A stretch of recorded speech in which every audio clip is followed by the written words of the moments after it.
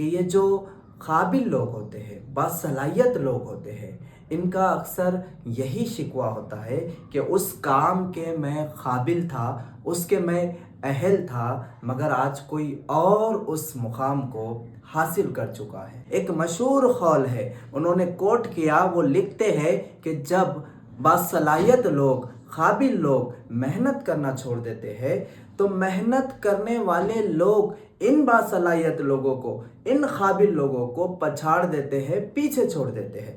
کیا مطلب ہوا بھائی اس بات کا؟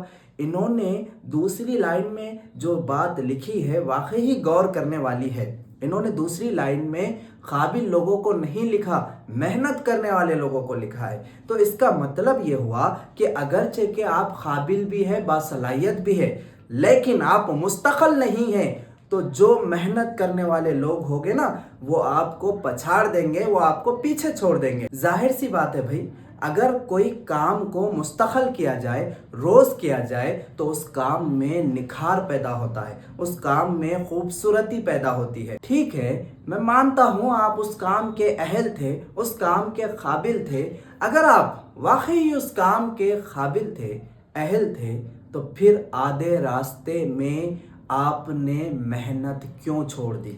آپ مستقل کیوں نہیں رہے؟